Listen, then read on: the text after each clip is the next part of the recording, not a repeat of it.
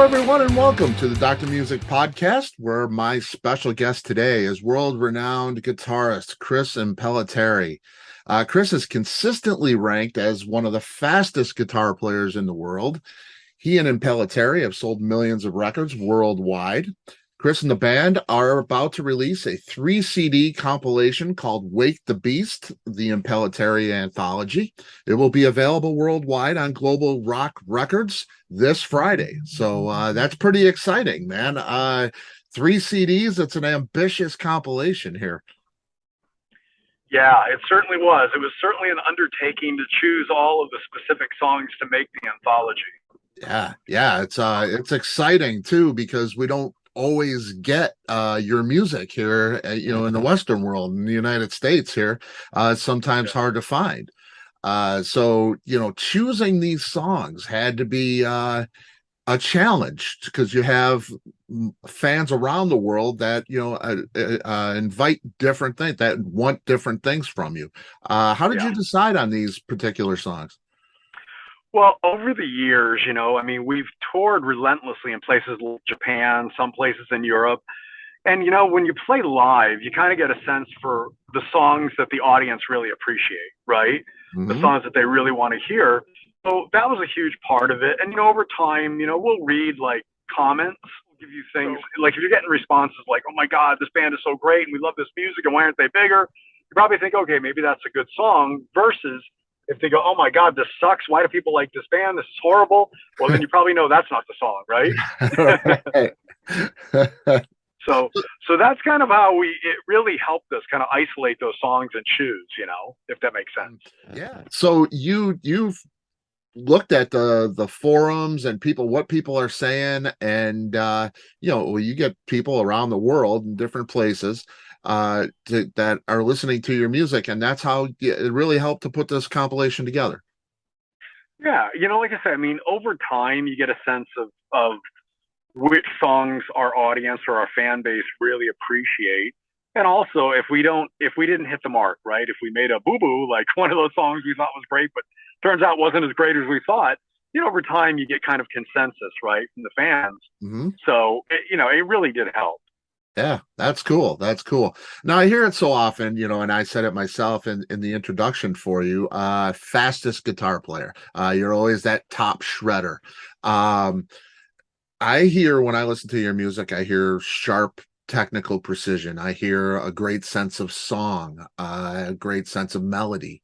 I don't always hear that, you always make that speed list. Do you ever feel like the recognition of your speed overshadows all of the other facets of your playing? Yeah. I kind of regret it. I do regret it. As far as, being labeled, look, I didn't start that. I think truthfully where that began, when we did the Impellitteri Black EP, which I believe was in 1986, we released it as a like an independent release, right? Where we were like our own label. And I remember there was a very famous and well-known heavy metal magazine out of Europe, technically England or London. It was called Kerrang! Magazine. Mm-hmm. And Kerrang! At that time was globally distributed. And I think they gave us like a 5 out of 5 star review for the Impellitteri Black EP. But I think they were the ones that also started calling me the fastest guitar player in the world, which, by the way, there's no truth to it. It's silly. We kind of played off that jokingly. But in some ways, I regretted it because, if you listen to our music, yes, I tend to play fast often, but it's more about the song. First, the riff has got to be great. It's got to be addictive. It's got to move you emotionally, right? Yeah. And then from there, we try to make sure we write a great song, right? And it's the input of 4 or 5 guys, contributing equally. It's not the Chris Impellitteri ego solo show, one-man show. It's nothing like that. The guitar solo part comes in where it's like, the best way to explain it, it's like I'm just putting frosting on the cake. If the cake isn't good, then the frosting, I don't care how great the frosting is, it doesn't matter. That's a great analogy. So there's certainly been that, the whole and by the way, again, it's not true. I'm not the fastest guitar player in the world, nor do I want to be. Look, the forefathers who got me into it were guys like John McLaughlin, Al Di Meola. They were doing it long before guys like me and Yngwie and all those guys. So they really should get credit, and they were extremely fast. Yeah. So The speed thing, I think really what it is when you're young, and believe me, I'm guilty. I played off of it when I was 22 years old. When people are calling you the fastest guitar player in the world and people want to play like you, whether it's good or bad, it goes to your ego, your head. You're like, oh, that's cool, I guess. It's not until you mature and you realize, wait a minute, this is really stupid. It's like saying I can talk faster than everybody else. Right. Who cares, Right. Right. Yeah. And that's what I was saying. You have a great sense of song and a feel for song. You play to the song, you don't overplay. And there's a sense of melody there. And I don't ever hear those things. I think they're a given. When we talk about Chris Impellitteri, those are kind of a given. Like you say, speed is a big part of what you do, playing fast, but playing to the song is really what makes the music great for sure. Yeah, absolutely. I mean, I learned that over the years. I mean, look, if you don't have a great song or, a great riff, really what it is you're showing off in your, 30 seconds for that solo time. But if everything structurally, the foundation isn't there, then it's a moot point, really. Yeah, definitely. I have a few kids that I work with into metal and guitar driven music.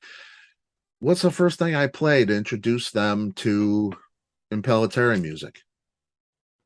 Probably the first two songs off the anthology would be a great representation.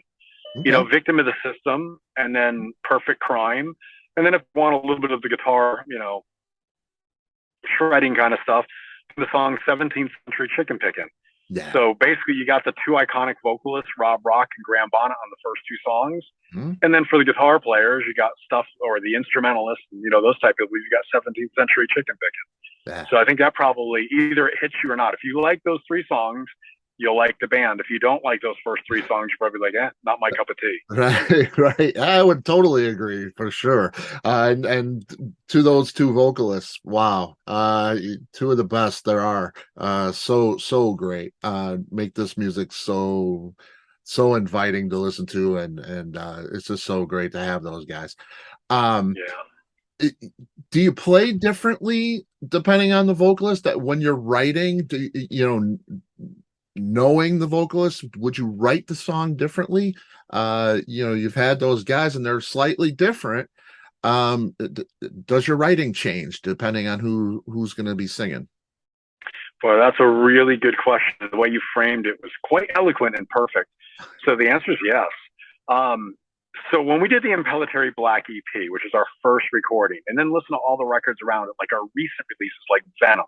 Perfect example, if someone goes on YouTube and just Googles Impellitteri Venom, watch the music video, you'll kind of listen to music that was what we started with. The Impellitteri Black EP, with the exception of the budget, was much smaller, right, when we did the Black EP. Right. But the music's very similar, very aggressive, and it's almost borderline like thrash with melodic vocals, technical guitar solos, big production, right?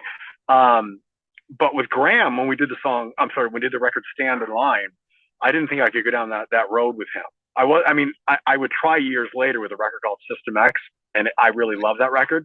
But with Stand in Line at that time, we were coming off this, almost thrash metal kind of, release. And when Rob left and Graham came in, I was like, man, Graham he's this rock star, man. He's well known for Rainbow and bands like that. I don't think playing thrash metal is going to work for his particular type sound. So we basically, we went a different direction. I completely wrote Stand in Line to be more like an homage or a tribute to kind of what he did with Rainbow, believe it or not. And in this period of my life, I look back and go, man, that's almost not even an Impellitteri record. It almost sounds like more like we're doing a tribute to Graham. And Graham on that record, he shines. I mean, to me, Graham is the star of Stand in Line, not me. Yeah. I give him the credit. But it was interesting, years later, Graham would come back for one more record called System, which was only released in Japan and Europe. And on that record, I said, you know what? This time, I'm not going to write a Rainbow record. I'm going to do an Impellitteri record. So it's going to be metal, just like I'd write with Rob. But Graham, you're going to sing it your way, right? And so when I listen to something like from System X versus the Rob Rock records, it's fascinating because it shows you with their amazing talent and their very unique vocal abilities and attributes, what they bring to the music, because System X sounds completely different than something like Victim of the System or Venom. Right. right? They're both very special, but you can really hear how much Rob and Graham contribute to the music and make the overall sound the way it is. Yeah. Yeah. And If that makes sense, you know? totally, it's especially shines light on the versatility of Graham Bonnet. You know, Oh yeah, to go from a typical rock rainbow type thing to that aggressive thrashy thing, more powerful. It sounds great either way. The guy is just he's a great one, legend for sure. yeah. You've almost exclusively done Impellitteri music in your career. That's your outlet for creating Animetal, a portion of that, as a kind of an alternative to Impellitteri. Uh, Yeah. but nothing else. No other band projects or anything like that. Is that something that's intentional? Yeah, I'm sure you've gotten offers from, name it, probably, people looking for guitarists. Judas Priest comes to mind because of your work with Scott. um you know uh have you ever entertained an offer like that, or is Impellitteri what you do, and that is purposely the only thing we've seen you really do? Yeah, I've occasionally to a whether it's maybe a trying to think like a charity, right? Or a Mhm. favor to the label. Very rarely have I ever played on anybody's other, projects or music or whatever. I've certainly been courted by some very big bands, which it's flattering. But to Mhm. be honest, I know people sound it just sounds a little silly or awkward because in Impellitteri, we're still one of those bands where we have a big cult following, but we're nowhere as big as a band like Metallica or Slipknot, and I love those bands, you know. But with Impellitteri, we've built a fan base around the world, and I've just been really loyal to it. Yeah. I mean, we've done little things here and there, like the thing you were talking about. I did with Scott. That was a specific project designed for a specific market, which was a favor to our record companies in Japan, right? Anime, Mhm. I think is what you're referring to. Right. So I did that with Rudy Sarzo and Travis and a few other people, but that was more of a fun adventure and really a favor to the labels. Beyond that, I've always wanted the band guys, including myself, to really stay as loyal to this band as possible, because I think when you play with 80 other bands, it's almost like growing up as a child and mom and dad are having affairs, right? Oh, mom's out with this other guy tonight, and so is dad with this other girl. And it feels like, man, I don't know if I'm into this. It's like, what band are you in this week? As a Right. fan, I never would be loyal to a band like that. Like, in the beginning, before the Sam and Davey, the Sam, where I'm going, sorry, before Van Halen, right? I mean, look, if Dave was in 5 other bands when he was in Van Halen, and Alex is playing with Rush and playing with other bands, I'd be like, no. It's like, Right. I want to be loyal to you. And so that's why I've stuck with this band. It's Hmm. like, it makes no sense why I want to jump ship. Yeah, and I mean, that's really, it's impressive to hear that. And the honor is great, to stick with a band like that and give it that integrity. And it does mean something for sure, for sure. Um, do you feel like you've changed as a player, from 87 to what you're doing now? Oh, Um, yes, of yeah, course. Yeah. yeah. Yeah, I grew up. I mean, look, when I first came out, I mean, especially when you listen to stuff like the Impellitteri Black EP, I was Hmm. on fire and I was playing really well. Hmm. And then I went through a period of my life where I wasn't playing. Stand in Line is a great example of error. I got involved with, what I shouldn't have got involved with. When you get a little bit of success, I was living in Los Angeles, all of a sudden everybody's coming up to you, especially the girls, and the party stuff is being offered to you and all of the things that come along with that. The no-nos, the dangers, right? The Right. chemicals, all of that stuff. Like any little kid, naive, unfortunately was participating in that. And all of a sudden it was more important with like, who was the date for the night versus, hey, go in and practice your guitar, right? So there's a period in my life where I was like, ugh, I was not playing well. And then one day, I think I was reading maybe like a critic or something called me like a wanker or something like that, right? Just senseless, no taste, blah blah blah. And I read it, and instead of condemning him, I realized, you know what, this person's right. It's like, oh my god, get your shit together. So I got back into the point where I was playing 9 hours, 10 hours a day, working my ass off to play as great as I possibly could, kind of get back to where I was with the Impellitteri EP, but also grow up and mature. Realize that you also, the solos and the music have to be expressive and express your soul, and there has to be melodic content other than just playing a million notes. Right. So it was a really good, painful lesson, but it certainly changed my trajectory.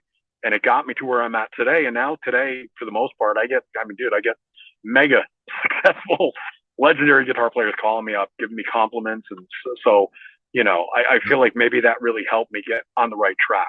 Oh yeah, and that's great to hear, because I mean, you've inspired so many of the players out there today, for sure. Is there another genre of music that you've wanted to explore? I mean, we know you for what you do. I mean, Impellitteri does a specific style, and it's what you do great, as it is what we know you for. Have you ever wanted to explore something in a John McLaughlin jazz fusion thing, or something of a more bluesy thing, or anything like that? Is that something you've ever wanted to do?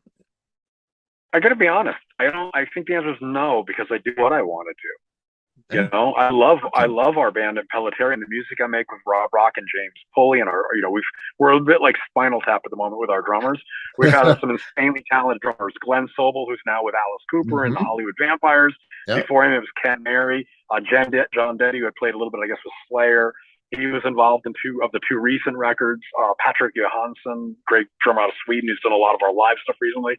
But regardless, where I'm going with this is, no, I kind of do what we want. I mean, I would certainly love to compose stuff. Like I love, and I got to be careful when I start talking about the classical composers, because then I'm going to get compared to a guitar player that I don't want to get compared to. I hear that. But I truly do love Vivaldi. One of my favorite classical composers, just amazing. Yeah. So composing music like that would be really fun, very challenging, of course. Yeah, definitely. Cool. Your story is awesome. You've done so many great things in your life, and you're an inspiration, like I say. You've had heartbreak and tragedy in your life. Have you ever thought of writing all that down, telling your story, an autobiography? I think I do through my guitar playing. It's not verbally. Right. I mean, look, a lot of people now know the story. What you're kind of going through, the people that maybe listen to your podcast don't know. I was 9 years old. I lost both my mother and father. They died. And, at that point, thank God, my grandparents, I loved them, and they were really young. So, they basically said, and they did it in a loving way. They said, you can live with us. We love you, blah, blah, blah. And they took me in. Or I could go to not a homeless shelter, but like an orphanage at that time or whatever, Right. And so, of course, I chose them, and they set me on this musical journey. And my grandma was the one who really encouraged me to learn how to play an instrument, because she kind of thought, man, going through a tragedy, like I literally went to bed one night when I was 9 years old, and the next day I woke up as an orphan, right? And so and by the way, it's no violence for me. It's many years ago. I'm well over that stuff. Yeah. But where I'm going with this, it's, I think my grandmother realized, boy, this kid's going to need an outlet, right? He's going to need something to express his emotion, right? Because either that or I'm going to end up in trouble, right? And so she was right. So I started taking guitar, and as soon as I played that thing, within a year, I was so addicted. I was like, this is my life. This is what I want to do the rest of my life, and I can use the guitar to express myself. So people have actually told me in many kind of like discussions, right? But they think a lot of the reason I have tended to be so aggressive with my guitar soloing, the shredding all stuff, especially on the Impellitteri Black EP, it's my rage that I'm releasing. I'm venting. So you can kind of hear the little kid in me screaming, the frustration, the anger, and then I got to harness it. It's like trying to harness. I guess it's like when a rocket, right, gets launched, you got to harness all of that explosion, right? So it's like harnessing all of that emotional content and then putting it into the music. Yeah. And so when you hear Impellitteri music, that's generally what you're hearing, and it's so ingrained in who I am, right? It just become part of the fabric our music, gets initiated from. Yeah, it is powerful. Your story is powerful. It's inspirational. And we thank your grandmother and your grandparents for everything they've done for you and for us. Because thank you. Thank you. We would not have you and your story to share with the world if it wasn't for them. So yes. Is there anything you've wanted to do in your life that you haven't gotten a chance to yet? Oh, there's plenty of things. I mean, everyday life's an adventure. There's always something more to do. So, at this point, I really want to get the band on the road, and I mean globally, because the one frustrating fact for a lot of our fans, yes, we've played, we've done a lot of touring and played some very big venues and places in Japan and Europe, but the United States have really it's been negligible. We really owe the fans in the U.S. to really do a full proper tour. So I really want to make sure the band starts doing that. So on each record, we can finally start touring the United States. That is awesome, because that was my last question for you. Am I going to see you out here on the road? Because yeah, we have not gotten that. And it's understandable. I mean, your strongest market is Japan, I think, right? Yeah. And Europe is probably stronger, in sales and popularity and filling venues than the States would be. But there's a core fan group here that are dying to see Impellitteri and see you come out and play. So is there a plan in place? Do you have anything concrete with that? Well, so we're gonna when I say target, so we're anticipating going on tour globally in 2023, meaning the summer, right? Summer of 2023, because we're working on a new record right now. We probably have another 3 or 4 months to go until it's complete, and that will come out on JVC Victor for Asia, and then Frontiers for America and Europe, Nice. and then followed by touring. And of course, we'll always do Japan, Europe, and then hopefully United States. That's really what we're attempting to do. So, God willing, no more pandemics or whatever, and we can get the band out. That's our intent. Man, that is so good. That's great news, and we love Frontiers. That's a great label for you too. So yeah, that's fantastic, man. Chris, I cannot thank you enough. The Impellitteri 3 CD collection, Wake the Beast, available from Global Rock Records this Friday. globalrockrecords.com. Put the order in, impellitteri.net.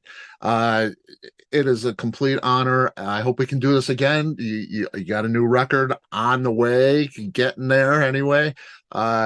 Great things happening. I so appreciate your time, Chris. Thank you so much. Yeah. Hey, thank you for having me. It's my honor, and I apologize for the logistic issues.